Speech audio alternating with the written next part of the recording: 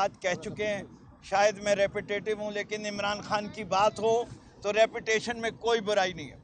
خان صاحب کے جو فیصلے ہیں آج کے، وہ ایسے ہیں کہ تاریخی فیصلے ہیں۔ پہلا فیصلہ، ظلم و ستم جیل کے اندر ختم نہیں ہوا اور ISI کی انوالومنٹ ختم نہیں ہوئی تو عمران خان صاحب بھوک ہڑتال پہ جائیں گے۔ بھوک ہڑتال کی تاریخ بر صغیر میں اور دنیا میں سارے لیڈروں نے اس وقت اختیار کی جب لوگ جو اقتدار میں ہوتے ہیں وہ زبان سمجھنا بند کر دیتے ہیں۔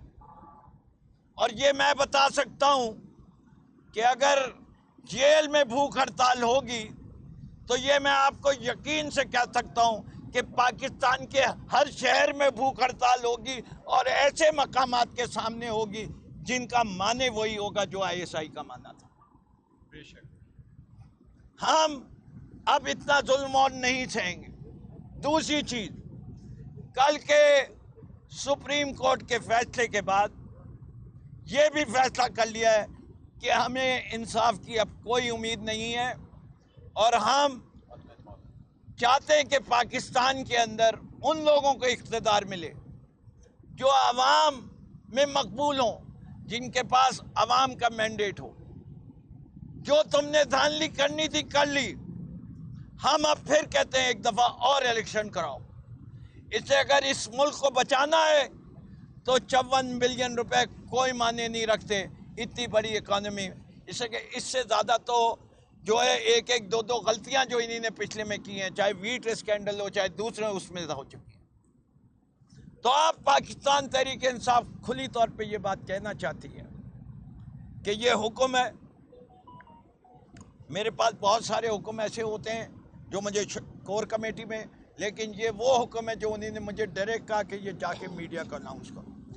تیسرا بڑا فیصلہ وہ یہ ہے کہ اب دن دور نہیں ہے جب کال ہو جائے گی، اور اس کال کے اوپر یہ مجھے ہدایت دی گئی ہے، ان سب حضرات کے سامنے دی گئی ہے کہ ہر شخص سے نکلنا ہے، تمام لیڈرشپ نے نکلنا ہے اور پرام لیڈرشپ نے پوری تیاری آج سے شروع کر دینی ہے۔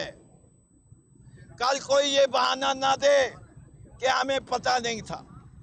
چوتھی چیز، پوری قوم کے لیے پیغام ہے کہ یہ جو بجٹ آیا ہے یہ امیروں کے لیے آیا ہے، غریب کی کمر توڑ دی گئی ہے۔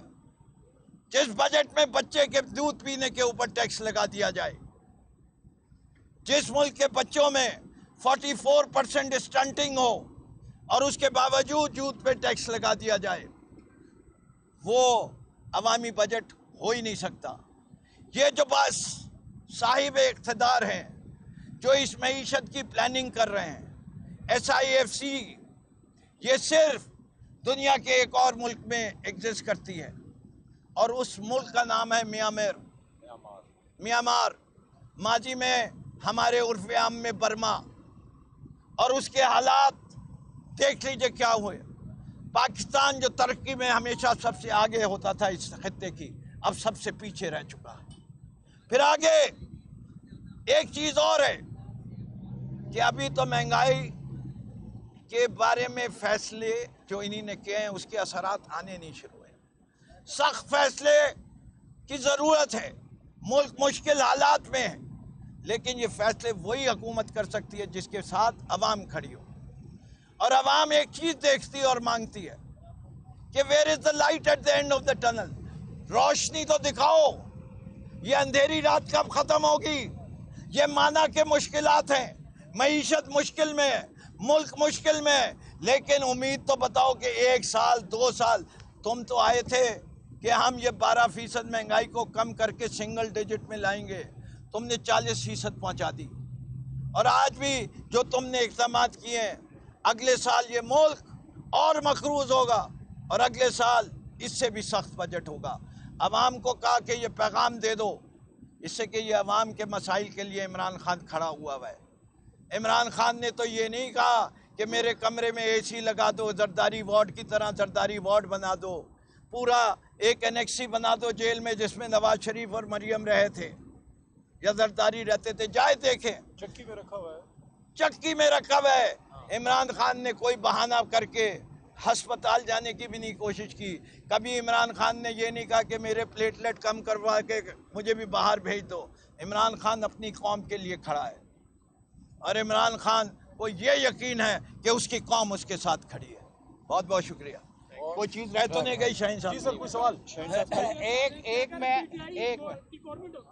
کیا وہ IMF پلان لیتی ہے یا نہیں؟ دیکھیے میں اس کا جواب آپ کو دے دیتا ہوں۔ IMF جو ہے وہ لینڈر آف لاسٹ ریزورٹ ہے۔ آپ قرضہ اس وقت لیتے ہیں IMF سے جب کہیں اور سے قرضہ نہیں ملتا۔ پروگرام یہ دینا ہے کہ یہ قرضے اتارے کیسے جائیں گے، کتنے عرصے میں اتارے جائیں گے۔ قرضہ دینے والا تو ہمیشہ سخت شرطیں رکھتا ہے، قرضے لینے والے کو سوچنا چاہیے کہ یہ قرضہ میں برداشت بھی کر سکتا ہوں کہ نہیں۔ جی السلام علیکم۔ جی بسم اللہ۔ ہمارے ILF کے صدر چودھری اشتیاق صاحب۔ بسم اللہ الرحمن الرحیم۔ کل کی ہیئرنگ کے بعد بھی اور آج خان صاحب کے ساتھ ملاقات کرنے کے بعد بھی ایک بات میں واضح کر دینا چاہتا ہوں کہ ہمارا قاضی فائز عیسیٰ کے اوپر کوئی اعتماد نہیں ہے۔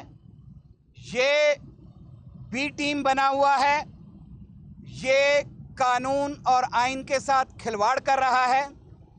اس نے آئین کے اس آرٹیکل کی وائلیشن کی ہے جس کے اندر لکھ کے دیا گیا ہے کہ 190 ڈیز کے اندر الیکشن پٹیشن کا فیصلہ ہوگا۔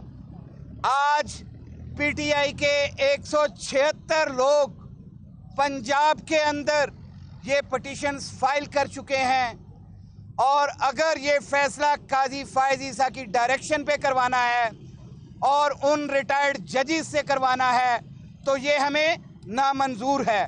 یہ خان صاحب کا بڑا واضح پیغام ہے وہ بھی کہتے ہیں کہ ہم بیٹھ رہے ہیں ہماری آئین اور قانون کی سربلندی کے لیے ہمیشہ قربانیاں دیتے رہے ہیں اور آئندہ بھی دیتے رہیں گے۔